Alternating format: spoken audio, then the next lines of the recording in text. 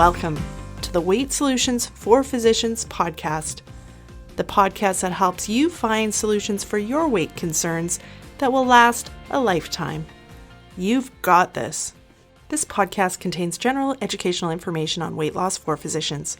I am not providing medical advice, and listening to this podcast does not create a physician-patient relationship. This podcast does not replace the need for consultation with a licensed professional, and no information should be relied upon unless you have obtained specific advice or treatment from myself or another physician. Please review the terms and conditions located at www.weightsolutionsforphysicians.ca before continuing. Welcome to episode 88 of the Weight Solutions for Physicians podcast. I'm your host, Siobhan Key. Thanks for joining me today. I have a super great interview for you today with the very one and only Dr. Vera Tarman, who was the first person I interviewed on this podcast. If you haven't checked out that initial interview, definitely check it out. Dr. Tarman is well known in the area of food addiction. She treats food addiction, and she's the author of the book Food Junkies, which is in its second edition. It's a great book if you feel like you struggle with food addiction to check out. I asked Dr. Tarman back on because I think food addiction is a really important topic to keep talking about. If you have been listening to this podcast, you know I have had Dr. Ifland on twice now as well, and I think it's one of those topics to just keep talking about. I know a lot of people identify with the concept that they might have some addictive behavior towards food. And what we're going to be talking about today with Dr. Tarman is, how do you know if that's a food addiction or if that's something else on the spectrum of like emotional and binge eating? How do you differentiate them? And I think that's a really important topic. The biggest reason why I keep addressing these topics is food addiction and binge eating both are filled with so much shame, and it really impacts people's lives. And if you are dealing with either of those issues, you probably know that. You know that your life is impacted by it. There are things you don't do because of it. And often thoughts about these can fill your thoughts for a good portion of the day. And so I think it's really important to have good quality discussions where you can learn about it, educate yourself, and help start getting control over these issues. So we'll get to the interview very shortly. But first, I just want to remind you that I will be enrolling another group of my Stress Eating SOS program in the fall. I don't have the exact dates on when enrollment will start. But if you want to be notified as soon as it opens, then head over and get on the wait list. So weightsolutionsforphysicians.ca/SOS so that you're one of the first to be notified. I just wrapped up the last session at the beginning of July with my group, and I loved it. And the people in the group, I think, found it very helpful and really enjoyed the 6-week program that we did. And I heard from lots of them how helpful they found it to be in a group environment. I know for a lot of us, when we struggle with things like stress eating or binge eating, it can feel really uncomfortable to be in a group. It can feel like all the secrets might be exposed that you've held on for so tightly. But it can also be a real relief when you realize you're not alone. Everybody else, or a lot of other people, are dealing with those same secrets. A lot of other highly educated physicians who have everything else together in their life as well are also still trying to figure out how to manage their eating, or how to manage their binge eating, or how to deal with a food addiction. So the power in the group is learning from each other and having that communal support, which I really loved in the group that we just finished. So make sure, if you think that would be helpful, that you head over and get on the wait list. The other option, as always, is working with me one-on-one. That is a limited option in that I only have a limited amount of availability for how many one-on-one clients I can have at any time. You're welcome to head on over to weightsolutionsforphysicians.ca, click on the Work With Me tab, and book a one-on-one session to talk about what one-on-one private coaching would look like for you, for your specific issues. All right, guys, let us get into that interview. All right, welcome back to the podcast, Vera. You have the, I think, distinction of number one being the very first interview that I did, and then also the first repeat interview that I can think of. I'm pretty sure Oh, you're the great. first. There you go. All right, we are talking food addiction. And if anybody listening hasn't listened, if you go back to, I think it was maybe episode 4, one of the very first episodes, you can hear Vera talk about the background of food addiction and the science behind it. What we're going to talk about today is more of the practical side of it. And so take it away, Vera. Okay, well, thank you very much. I really appreciate getting a chance to speak again. So just for people, in case they didn't listen or don't remember, I'm a physician that works at Renascent, which is a drug and alcohol treatment center in Toronto. And because of my work in addictions, I was able to really flex my interest in the addiction of food at Renascent, because I saw it all over, and also just by virtue of being an addiction, I see it everywhere now. I mean, it's, it's the glasses that I wear, so I notice it everywhere. And in the first part of the podcast, I talked about the science of food addiction. What is the basis of what we understand with food addiction? Does it exist? And usually when we talk, excuse me, about food addiction, we're talking sugar addiction and flour addiction, not all foods. Although that becomes an issue, and that's part of what I want to talk about today. But initially, it's always, no, not all foods. It's sugar and it's flour. And there's a lot of research now that points to that, implicates sugar. Not necessarily, we don't have a lot of clinical data yet. We have a lot of sort of rat data and sort of experimental science data that shows that sugar is addictive. And then a lot of clinical work that shows that it is addictive in the sort of practical, in our work population. But that transition from experimental research into clinical, the clinical world is where we are right now. We're still struggling with how to diagnose food addiction. So it's very hard until we do that to actually study the manifestation of it.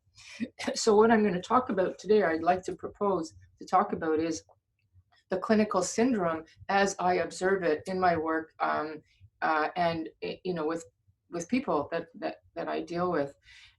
What does it look like? What does it feel like? What do we do about it? Not so much the science, because as I said, I'm kind of talking ahead of the game because we're not quite there yet. So I really want people to understand that. So the first thing that's really important is, how do we diagnose it? How do I know if I have food addiction? Because, we could talk about eating disorders, food disorders, eating disorders of eating, because this eating disorder has its own specific diagnosis. What are the various disorders of eating? I know I have a disorder of eating, but where does it belong? When I talk about food addiction and the people in my area that treat food addiction, we have specific guidelines that we use. We follow the DSM-5 for addiction, and just plug in food instead of something else. There is an actual tool called the Yale Food Addiction Inventory that's based on the DSM-4, and it's actually been updated so that there's a DSM-5 version as well. But that's just a tool capturing those very criteria for substance abuse. It's just one of a number of tools.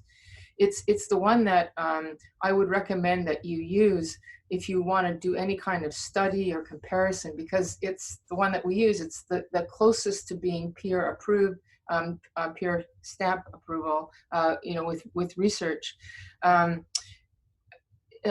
it's not the greatest tool to use with patients because the language is a little bit scientific. I want to say archaic or clumsy, like often scientific language is. So it's not the best. I actually like using the DSM-5 criteria instead, knowing that both of them are coming from the same place. But anyway, the point is we're essentially looking at a list of, the DSM-5 is 11, a span of 11 criteria, but I kind of break it down into 4 or 5 areas or categories. And if you fulfill all of those areas and categories, then we're going to say that you have a likelihood of a food addiction, like you score high on that scale. But and I can talk a little bit about what those criteria are, but I do want to say they look an awful lot like binge eating disorder. So I want to get back to that point too. Yeah, which that'll be interesting, because the way I Yeah, kind of think of like binge eating and food addiction is there's yeah, similarities and they're on a similar spectrum. they are. Yes. And there's probably overlap too. Like, Oh my God, yes. So overlap in the actual condition, and then certainly in the appearance of it, it makes it very difficult to get past that stage in research. But so the criteria, the general criteria is we're always looking for, does the person have a craving for something, which then ultimately, as the condition progresses, becomes an obsession. So, you're thinking about it even when you're doing other things. It's sort of I think that's a really good way of describing it, because some people, when we talk about this, are like, okay, but I crave food. Does that mean I'm addicted to the food? But that yeah. obsessive quality where your brain won't let it go. It won't let it go, and it interferes with other thinking, so that Yeah. you can be thinking about something else, but it's always there kind of in the background, getting louder and then quieter, whatever is happening. Yeah. So that craving slash ultimately obsession would be like a major piece of information. And then the second one would be, are you able to control your use? Because, the whole idea is, yes, I know I have a problem, but I can manage it. Not that I have a problem. I know I like sugar, but I can manage it, or I can, just have a few. And what ends up happening with any addiction is you always think you can, but you can't. Like you may be able to initially control the amount, but it's usually more than you intended, and you're using it for longer than you intended. So there's that kind of slippery quality where it's getting out of your control. Now, how do you different? Because that's one of the criteria I find harder, in that can apply to so many people. Yeah. Well, Almost anybody who's tried to lose weight, right? Like there's times where you think you're going to have one chip, say, yes. the bag's gone. Yeah.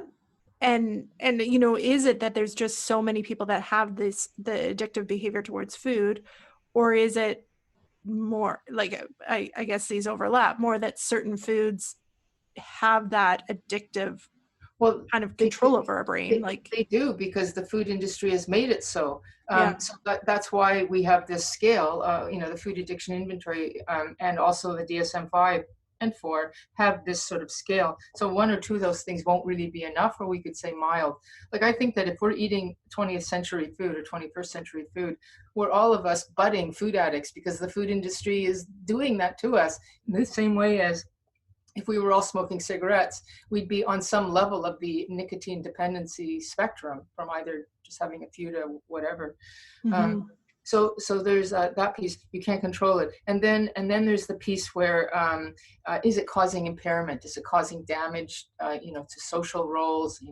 I don't want to go out because I'd rather be at home with my tub of Haagen-Dazs and Netflix. I can't even go to work because I'm so sick from the binge last night. It's affecting life in some way. That's the third criteria, which inevitably happens. First, you don't notice it because you do something, you cancel something so that you can eat instead, and then you start choosing friends who are your food buddies and not your other ones, not the healthy people who are just going to lecture you, and it insidiously continues on. And then the next criteria would be you actually can't stop. You keep trying to stop and you can't, or you might last, but then it doesn't carry on. The stopping doesn't continue on. So that's sort of the fourth criteria. And I guess the fifth one is, like any other addiction, there is a level of denial. The problem is getting bigger and bigger, but we continually, almost as a cognitive bias, try to diminish the effects, the danger, the damage. Yes, I know I have a problem with sugar, but I'll stop tomorrow. It's not that much of a problem. I just have to use my willpower, something like that. The recognition that I have a problem. I've got diabetes, my weight is out of control, and I really can't do anything about this, is usually later on in the game. So all of those criteria are what we look for with our various questions. And now, to get to the crux of the matter, it looks an awful lot like an eating disorder, like a binge eating disorder. And the DSM-5 committees when they were coming, meeting whenever that was 10 years ago or whenever it was, and the DSM-5 did actually approve of binge eating disorder at that time. They did not approve of food addiction, although those advocates were on the floors too. But we could not distinguish the difference because it looks so much the same. And even to this day, I know that I'm aware of some of my colleagues who are now getting together because there's going to be a DSM-5R or a DSM-6, I'm not sure which, but there's going to be some kind of revision coming up.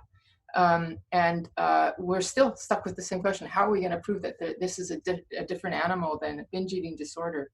And the only thing that we can come up with is that if a person has an eating disorder, that's understood to be a psychological dilemma, like you're using food to comfort other distress, previous trauma, need to control because you can't control life out there in the world. You're using food in some way that if you could resolve that psychic trauma, then the food would be fine.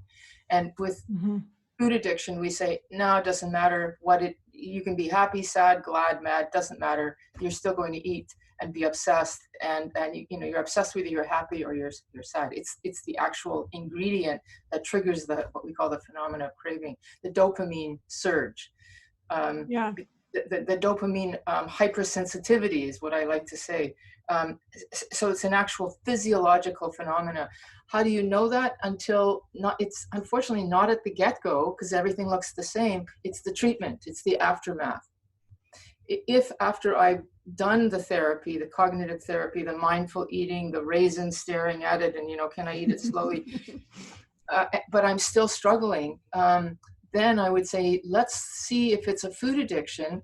And so now we're going to try an entirely different program, which is all of those things are good, but they're not going to stop the eating. We have to identify the trigger, remove it, and then wait for the craving to settle. I mean, it doesn't ever really go away, but it gets quiet because you don't have that thing that keeps it alive and feeds it, which usually takes, in other words, you have to go through withdrawal.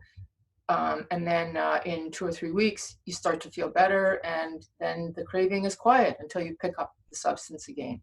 And if you can identify with that, yes, I was good, but the moment I had a little bit, I wanted it again, then we would say, that's a sure sign, not of a binge eating, but something physiological has just happened. You put the oil on the fire, you've done something, which we say you've ignited the phenomena of craving. You've ignited the dopamine phase, and that's suggestive of food addiction. So that's really, that approach of defining the two, because I've struggled with that too. Okay, which is it, and does it matter which one it is? Good question. That's a good approach. Is that all the underlying work helps binge eating and those patterns, but it doesn't help the physiological addiction craving. Exactly. So, yeah. And so it doesn't matter initially because you're trying to figure it out, but then ultimately it really matters because with the binge eating platform of therapy, it's always fix the problem and then go back to normal eating, which means eating the trigger foods, but in moderation. And of course, with food addiction, that will just start the whole thing up again. So that's where it becomes really important to make that diagnosis, but you have to be patient. In the addiction world, we say, you have to go out and do your research. In other words, the alcoholic who says, but I can still drink, okay, go out and try, and then come back when you know you can't. And similarly here, it's unfortunately, we don't yet have a tool to capture that initially. Yeah. But there's a lot of suggestions. Do you have a history of addiction elsewhere? A family history? Do you have a history of diets where you've done the abstinence and then felt great and then picked up a little bit because you were doing well and then you went right back again? I mean, you probably have proof already in your history. Yeah. And I think that one resonates a lot with people when I talk to them about food addiction, right? Like that feeling of it just took a little bit and it was right back. Yeah. And it's similar with smoking too, right? The same thing. The first cigarette. That's right. Years after you quit can just trigger it all again. it can just trigger it all again. And then what happens then is, and here's in a way where we can say this is a chronic progressive illness, is it seems to be worse. It's there, and all of a sudden now, I was smoking a pack a day, and now I'm smoking a pack and a half a day. How did that happen? Mhm. Why didn't I start? And it took me years to get to that pack a day. Why didn't it take me years to get back to that again? You're back to your pack a day right away, or you're back to the binge. Maybe not immediately, but within a month, for Mhm. sure. And we see that with all sorts of addiction. It may slowly build up, but then all of a sudden it's right back, and that's when we see people in treatment again. Um, and I think that that's just an indication. Addiction is any kind of addiction. It's such a complex phenomena of physiological, like I've been talking about, um, uh, behavioral, operational conditioning type thing. When I feel distressed and I use something, I feel better. I mean, that learning is we don't forget that learning. That's heavy. That's because we're experiencing something that is so out of the norm.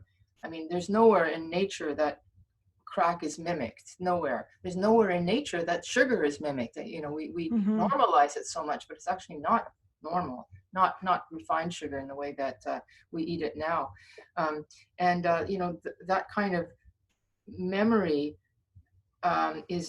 we don't forget that. So it's very easy to pick it up again. I like to use the term kindling. It's like once a person has had a seizure, there's been a kindling process, and it's pretty not that it you become more likely to have another seizure. And I think that we can use the same kind of analogy with addiction of any kind. Once you've been introduced to a substance, even when it's quiet, you reintroduce it and you're more likely to get it. And I think each time you relapse, that just builds and builds and builds. Maybe Right. we could call that learned helplessness in the language of operational conditioning. I don't know, but there's many ways to understand addiction. You know, Yeah. it's so complex. And that's interesting. So, from a practical standpoint, if Yes. somebody's listening and thinking, wait, that's me, I recognize things Yeah. in what you're saying, what should they do? What would be their Well, next steps? I would say that one thing is if we take the understanding of addiction, now we're suddenly given a whole bunch of tools that we weren't before, like with binge eating or just normal eating gone awry. And so the first thing will be, well, this is an addiction, and uh, so there's a phenomenon of cravings. I've taken a substance and I've opened it up, and when I put it down, first of all, this is the reason why abstinence is so important. So practically speaking, the first thing that's really important is to define what are the trigger foods that need to be called abstinent. So refined sugar, for sure, most likely flour, because that's a refined carb. That's now a super simple carb, almost sugar. And then, so that's the first thing. What are the triggers? And then now I have to abstain from them because I'm using the addiction platform, and that's what that says. And then secondly, we know that every time a person relapses, it comes back right away and often worse. So I don't want to relapse. Mhm. I'm going to go through withdrawal, which is that 2 or 3 weeks, which, by the way, that's a really good thing to know, that it's not like you're going to struggle like this the rest of your life. It's just, we call it, if I say to somebody, I want you to stop sugar, they're going to pull out their hair and go, how can I do that? I'm saying you only need to do that for 3 weeks. Actually, we say one day at a time for 3 weeks, and then it becomes easy. Um, so just knowing that, and we know that because we're using an addiction platform that works for everything. And Every, what do you warn people about for withdrawal? Like, what would people expect to experience? well, they would, number one, expect to experience cravings, wanting it, and it's going to be at their weakest times. Just think of any other addiction, which is often in the night, in the Mhm. evening. When did they use the food to comfort themselves?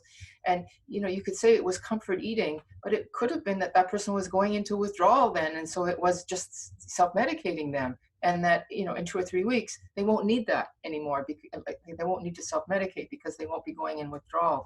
But so insomnia, agitation, um, a real sense of panic, like, how will I live without my crutch, my friend, my thing that's going to get me through the night? Um, so a lot of anxiety. Um, some people will say, I'm feeling deprived. And, you know, people who don't believe in the food addiction model will say, you're just going to make the person deprived and then they're going to eat even more.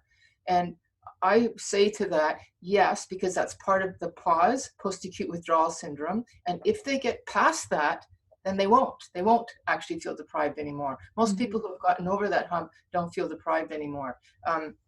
So having the addiction framework will tell you that. So that's the first thing. I have to abstain, and hard as it is, that pause, post-acute withdrawal, which actually might even be not just insomnia, and it might even be like if you've had a major binge the night before, diarrhea, stomach cramps, that sort of thing. Mm-hmm. It can be physical as well as mental. Shaky too would be a physical thing too, coming on. Headaches. Yes, and so then that passes in a few weeks. Yeah. And then a quiet happens, and I see this happening a lot. People get really good, and if they didn't pick up again, that would be the end of the story. But the picking up again is the next piece. So number two practical thing is the addictive platform will tell you we have an addictive mind that will make us think it's okay to pick up this food again. This is that denial piece. Let's talk about why, like, in what ways are that addictive part of your brain makes you think it's okay? Because they're sneaky. Yeah, we call it stinking thinking. In the addiction world, we say that it's cunning, baffling, and powerful. And part of it is because that part of the brain, that's in the limbic system, which is our emotional motivational center, right? Dopamine is our motivator, and it has been hijacked. So if you think about it, my most motivated part of me has been hijacked by a drug or sugar. And so I'm now dealing with me, Vera, the most cunning and motivated, because I'm hijacked by sugar. And I'm dealing with myself, my own thinking process, which has been taken over to pick up this substance. So it's kind of like this inner monster that's taken over, and it's using me to talk myself into using again. It's because it's taken over my dopamine motivational system. So it's if you start getting thoughts, and in the addiction counseling that we do, it's things like, what are the lies that you tell yourself? Like, you start to identify them, in the same way as you do anxiety management or anger management. What are my angry thoughts? What are my frightening thoughts? So that you can learn to identify them and basically not listen to them. We want to learn, what are the lies? So as a doctor, I might say, oh, don't be silly, sugar's not addictive, or I can't be different than other people and stand out. I mean, you'll come up with something. I think that normalness one is a big one. Like, I should be able to eat what everybody else eats. Yes. Which is, the sugar industry very cleverly has normalized the food that we're eating today. And not only that, but the way that we eat it, all the time. With every meal, we have some sort of sweet and all that sort of thing. It's completely not, you think about a different time period, 100 years ago, that would have been just not normal at all, but we've normalized that. So yeah, that's those kinds of thoughts would be that. So, tools, practical things, recognize that there is a post-acute withdrawal and it does pass. Recognize that you're going to have lies that you tell yourself, right? And then, and the third thing I guess I would say is, if you slip, I can't really explain except in the context of neurons that fire together, wire together, and in the context of learned helplessness. But each time you relapse, it seems to get harder to get on the wagon and clean up again. This is with everything that we see. It's doable. Like, people who have quit smoking 10 times finally do it. But the ones who quit the first time, usually you either do it or you have to do it on multiple times. Try to give yourself a break and go with the first time and just believe it, is what I would say, because it does seem to get harder all the time. So what should people do if they're trying to just do it and just not have that relapse? not have that first bite. Yeah. When all that thinking comes up, when the lies come up, what should they Yeah. do about it? Well, in the addiction world, we really, really emphasize the fact that you can't do this alone, because what you're doing alone is using that part of you that's not motivated, the frontal lobe, your cognitive capacities, which get hijacked by something that at that particular moment in time is stronger than you. So just like I'm not going to tell a person who's having a panic attack, get over it, stop. I'm instead going to give them tools like, here's how you ground yourself, um, um, which is essentially the tools that we do. So when I'm having this, don't just say, I've just got to stop. Whatever it is that's going to ground you. It might be to call somebody to, I don't know, there's lots of things that people do a meditation. I like the idea of calling people and just saying, I'm having a really hard time. You don't have to be on the phone all night. It's like a panic attack. It lasts about 20 minutes, Once you're settled, everything comes back and your willpower is back and you're good. But when you're hooked at that moment, it's probably about it's like a panic attack. It's about a 20-minute craving attack, and you have to ride through it somehow. And expecting yourself to do it is very difficult. If you have the concept of a higher power, something else that you can believe in to kind of detract you and get strength from, that's good too. Just something, but not willpower. I mean, this is where I think that people who say you just got to stop don't really understand the power of addiction. You're doing a podcast now to help people. This is essentially, where is that coming from? But an intuitive knowing that we have to be there for each other when we're suffering in this way. So, as a physician, knowing that this exists is a way of knowing there's support out there. You may not pick up the phone and talk to the person right away, but there's something that you're getting. It's like almost like a surrender to help outside of myself, because I can't do it myself. Yeah. We just constantly say that with addiction, you can't. And I think that's why it's so important to talk about things like food addiction, binge eating disorder, all that stuff, because they're things that are generally so filled with shame that, especially as physicians, we often don't want to reach out because we feel we shouldn't be having this behavior. Yeah. The more we talk about it and the more we make it normal that actually lots of physicians struggle with these things. Yes. The easier it is then to get help that you might need. Yes. And then the more help you get and truly absorb, the stronger you become. Mm-hmm. Like you really do get better. And it's not because you are getting better, but because you're relying on maybe more lateral, as opposed to me, my willpower, but more of a lateral, I'm getting the help here. And it's that, you're at the weakest link when you're relying on your willpower, frontal lobe, but now you're getting help elsewhere, and that strengthens that weak link. But it means admitting that I, as a female physician, am at times not independent. And no matter how smart I am, I can't beat this, because it's got nothing to do with intelligence. And so there's a little bit of ego bruising, which we call in the addiction world surrender, right-sizing the ego. Like, we don't have a problem with that concept, but doctors don't like that. So that's your job. That's your job.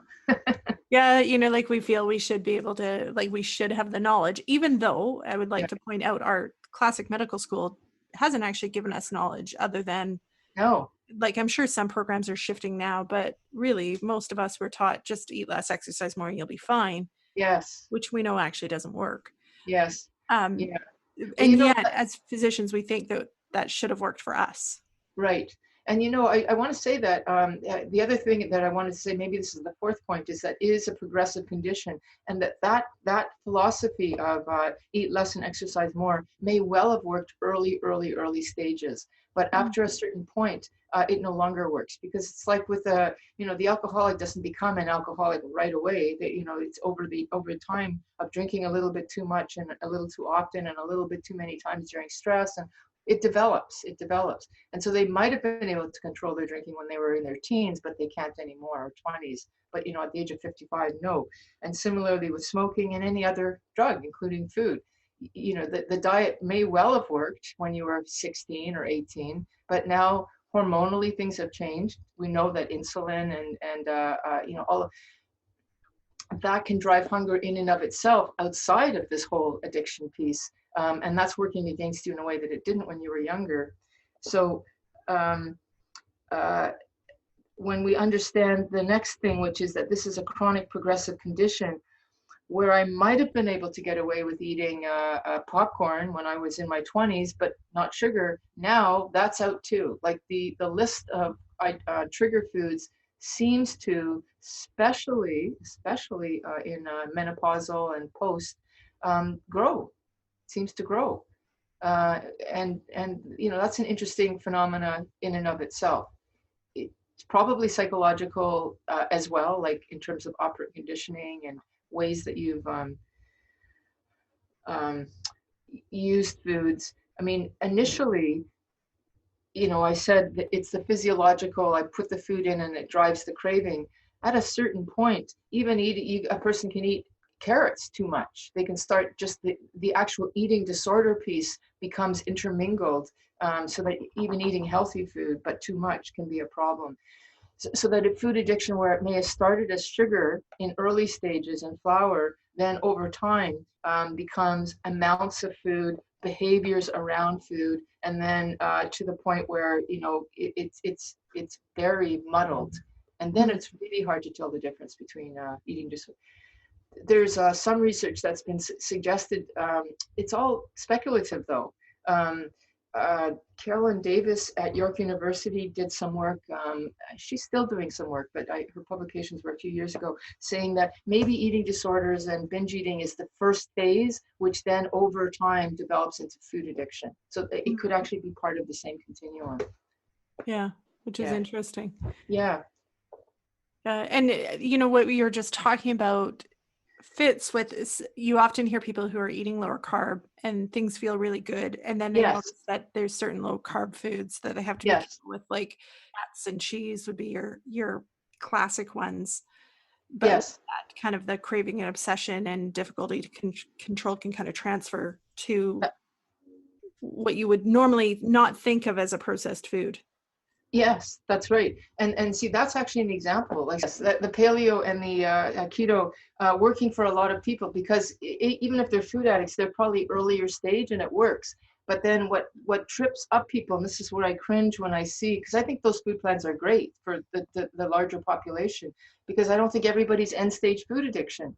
So I mean, if everybody followed one of those two plans, or just low carb, I would be like, this is great.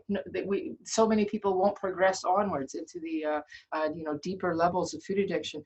But what happens is that even in those plans, there's those like the nuts and there's the little things that trip people up, and it's those protein bars and those keto bars and those ways to cheat somehow so that you think you're having a dessert. And it may be caloric friendly and insulin friendly, but it's not food addiction friendly. And then it trips the person, and now they've moved into a deeper level of food addiction. If we could stop that, I think we'd be in great shape. Yeah, and I often talk about that, where if when you switch to lower carb eating, if you're constantly trying to replace those higher carb foods, it runs you into trouble with volume, and your brain never figures out the things it needs to about why you're eating those foods in the first place. It's probably that food addict in you trying to talk you into it. Yeah. Right? Because otherwise you'd be going, it's good. I'm good with this food. But there's something that's saying, nah, let's try to make this a little more. And that's that little weaselly mind, that cunning mind in the back. Yeah. Yeah, absolutely. And I think I like to think of, if you do use sweeteners and stuff, using them as a tool in isolated situations. Yes. Not as a daily, like if you want a birthday cake, have a birthday cake with some sweetener. Infrequently, right? Instead of every day having dessert that's artificially sweetened. And then if you recognize that that's starting to happen, that's a trigger. And another thing that we use in terms of practicalities. Now, here's where we're getting into a deeper level of food addiction. So my suggestions may sound offensive to people now. So I've already said no sugar, no flour. Being watchful of your thoughts. If you find that your thoughts are becoming intrusive, even though you're eating well, the next step in the food addiction platform would be, you got to be talking to somebody about your food, not how I feel about it, but this is what I'm going to eat today, and this is what I think about today. It's like a food coach, a food buddy. In the addiction world, we actually, you know, in the 12-step program, we call it a sponsor. It doesn't have to be in that program, but somebody where you say, I'm accountable. Yeah, I might be using my fitness pal or something to write it out, but I have to tell somebody so that they can say, hey, Siobhan, you know what? You've had cake artificially sweetened 3 times this week. Like, what's with that picture? And you're going to diminish that. You're going to deny that and say, yeah, but it's, you know, so-and-so's birthday and so-and-so, et cetera, et cetera. But There's always a reason. Yeah, exactly. And somebody else will spot that. And then you have that conversation. So you kind of catch it.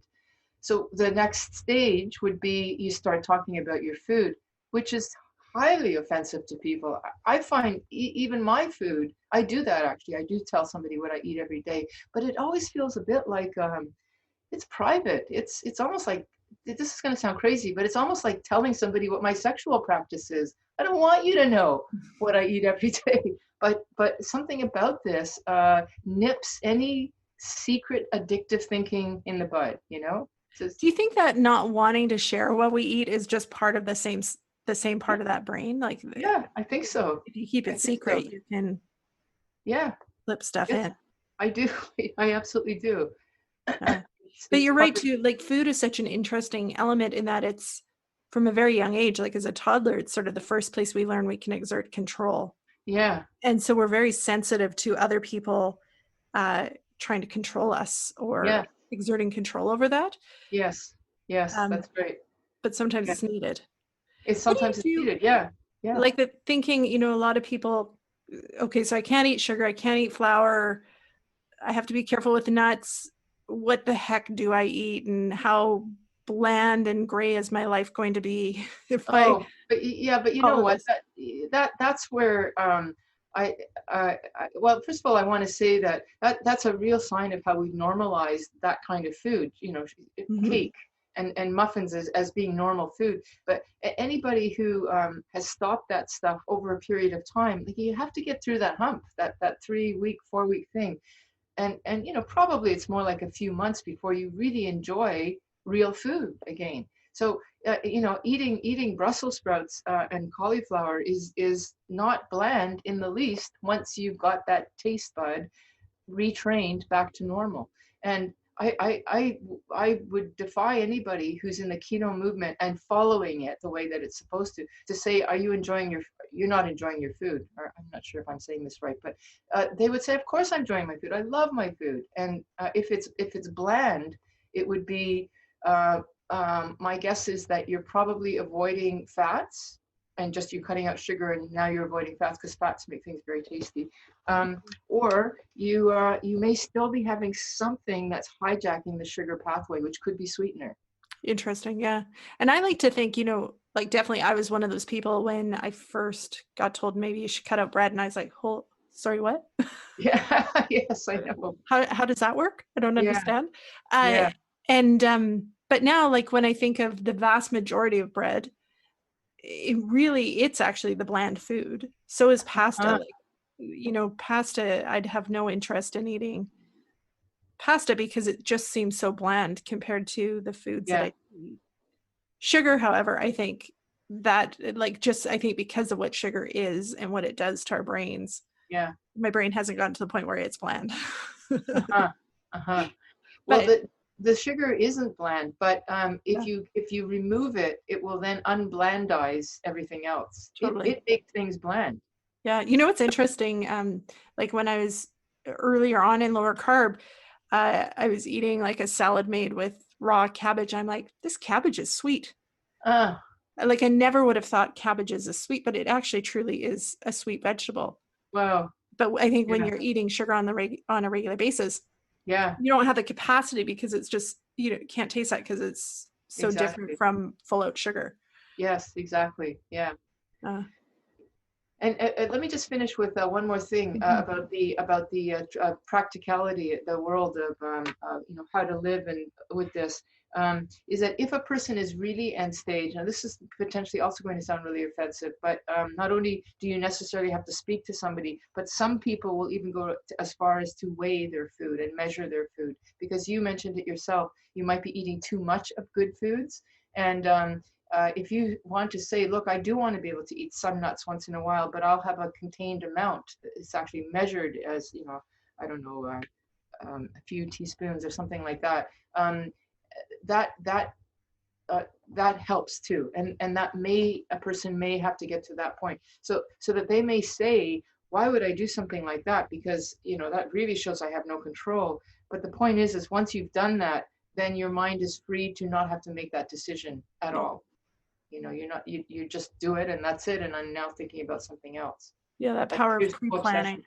Yes, the pre-planning. Yeah.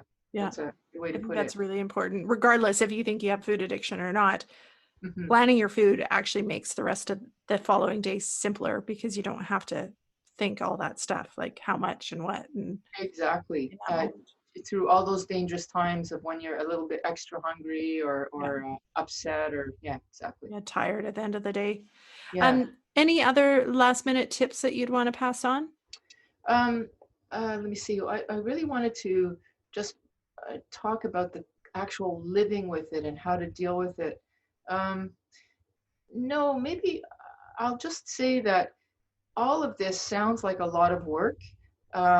But once a person really gets this program, this way of thinking fits me. And so now you have a sort of programmed way that you're going to behave around your food. Once you get over that, the next major piece is going to be how to deal with it socially. Like, how are you going to present yourself and eat the way you want to eat, out in there in the world, which is, you're not going to look normal to them. But once you can, if you can, that's going to be the next major front. And that would be a podcast in and of itself. I was going to say, we can always have you back and talk more about how do you live with it. Yeah. How do you live with it with other people? Oh my gosh, because it's a big trigger. But what I'd like to end with here today is that if you can accept all of this and not fight it, there really is a level of peace and contentment around food and around, I used to be terrified of food and food behaviors, afraid of myself. Now it's just a part of, it's a bit like, well, I've got arthritis, so I've got to do extra exercises, but I don't have arthritis, but just, this is what I do with this condition. And then the rest of my life is, free of that condition. And that's the same here. So it's not like living a life of deprivation and extra hard work. We have to prepare your food all the time on Saturday and Sunday. It's actually like, it's just part of the day. And, we walk free of the addiction manifestation. It's still there, but it's dormant. It can be dormant, and you can actually enjoy and love your food and move on with the rest of your life. Yeah, that's an excellent spot to end. Can you let people know where they can find you? Yeah, so any of what I've talked about is in my book, Food Junkies, Recovery from Food Addiction, which can be got at Amazon. Please check it out.